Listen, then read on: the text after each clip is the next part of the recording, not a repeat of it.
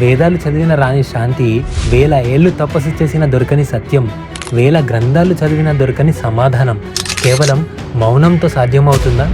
సాక్షాత్తు బ్రహ్మదేవుని కుమారులే జ్ఞానం కోసం ఒక 16 ఏళ్ల యువకుని కాళ్ళ వద్ద ఎందుకు మోకరిల్లాల్సి వచ్చింది? అసలు మాటలు లేని చోట జ్ఞానం ఎలా పుడుతుంది? అసలు శివుడు దక్షిణామూర్తిగా ఎందుకు మారాల్సి వచ్చింది?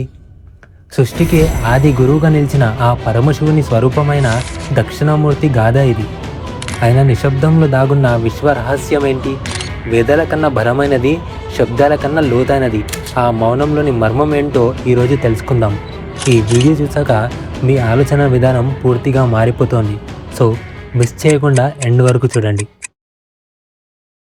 కైలాస శిఖరాగ్రహణ సంవార తాండవం చేసే శివుణ్ణి చూసాం, లయకారుణ్ణి చూసాం. కానీ అదే శివుడు ఆది గురువుగా మారి మౌనంతోనే ముల్లోకాలను శాసించిన రూపమే దక్షిణామూర్తి.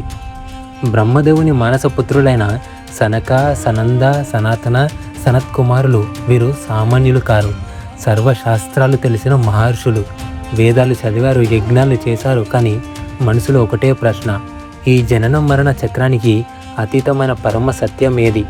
అది మాకు ఎవరు చెబుతారు అని. వారు వెతుకుతున్న సమాధానం ఏ శాస్త్రంలోనూ దొరకలేదు. అప్పుడు వారికి సృష్టికర్త బ్రహ్మ చెప్పిన సమాధానం ఒకటే, శాస్త్రాలకు అందనిది, మాటలకు దొరకనిది ఆ మహాదేవుడి వద్ద మాత్రమే ఉంది. కైలాసానికి వెళ్ళండి అని అన్నారు. బ్రహ్మదేవుడి సూచనతో ఆ 4 ఋషులు హిమాలయాల్లోని ఒకానొక పవిత్ర వటవృక్షం అంటే మర్రి చెట్టు దగ్గరికి చేరుకుంటారు. అక్కడ వారికి కనిపించిన దృశ్యం చూసి వారు నిశ్చేష్టులైపోయారు. ఒక భారీ మర్రి చెట్టు కింద 16 ఏళ్ల ప్రాయంలో వెలుగుతున్న ఒక యువ తపస్వి. ఆయన దగ్గర పుస్తకాలు లేవు, ప్రసంగాలు లేవు, కేవలం నిశ్శబ్దం. అక్కడున్నది కేవలం ఒక గురువు కాదు, జ్ఞానం అనే సముద్రం మూర్తిభవించిన స్వరూపం.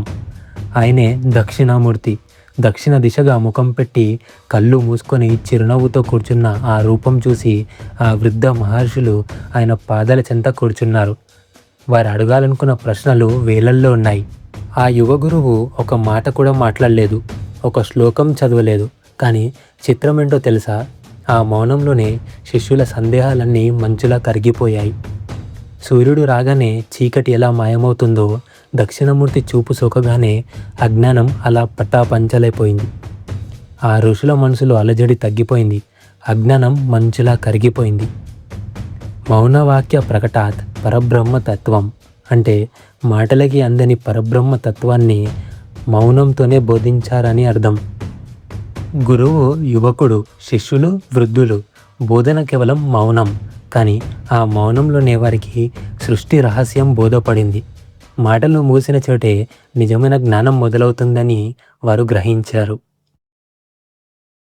అసలు దక్షిణమూర్తి అని పేరు ఎందుకు వచ్చింది? అసలు ఆయన ఎందుకు దక్షిణముఖంగా కూర్చున్నారు? ఎప్పుడైనా ఆలోచించారా? హిందూ ధర్మంలో దక్షిణం అంటే యమస్థానం, అంటే మరణానికి సంకేతం. దక్షిణమూర్తి అటువైపు చూడటం వెనుకున్న పరమార్థం ఏంటో తెలుసా? మరణాన్ని చూసి భయపడకు, మరణం అనేది శరీరానికి కానీ ఆత్మకు కాదు అని చెప్పడమే ఆయన ఉద్దేశం. ఆయన చేతిలో ఉన్న చిన్ముద్రని గమనించండి. చూపుడు వేలు జీవాత్మ తన అహంకారాన్ని వీడి బొటన వేలు పరమాత్మతో కలిస్తే మిగిలిన 3 వేలు అహంకారం, మాయ, కర్మ దూరం అయిపోతాయి. ఇదే అసలైన మోక్షం. ఆయన యవ్వన రూపం. గురువు యువకుడిగా, శిష్యులు వృద్ధులుగా ఉండటం దేనికి సంకేతం? జ్ఞానానికి వయసుతో సంబంధం లేదు. సత్యం ఎప్పుడు నూతనంగా, తాజాగా ఉంటుందని అర్థం. ఈ దివ్యమూర్తిని చూసి పరవశించిపోయిన ఆది శంకరాచార్యులు దక్షిణామూర్తి స్తోత్రాన్ని అందించారు.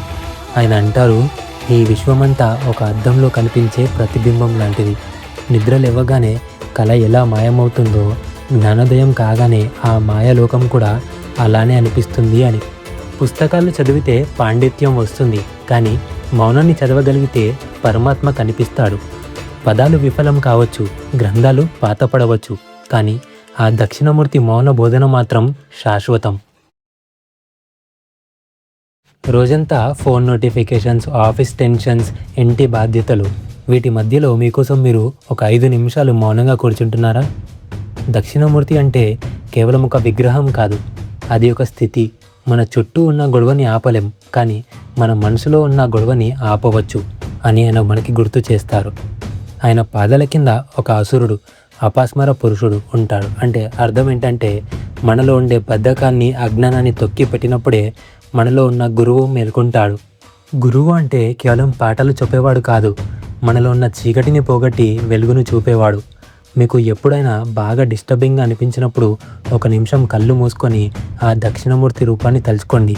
ఆ మౌనంలో మీకు కావాల్సిన సమాధానం ఖచ్చితంగా దొరుకుతుంది. గురు బ్రహ్మ గురు విష్ణు అన్న శ్లోకానికి నిలువెత్తు రూపమైన మాటల కంటే మౌనం శక్తివంతమైనదని మీరు నమ్ముతారా? కమెంట్స్లో తెలియజేయండి. మా ఈ వీడియో మీకు నచ్చినట్లయితే లైక్, షేర్ అండ్ సబ్స్క్రైబ్ చేయడం మర్చిపోదు. Thank you.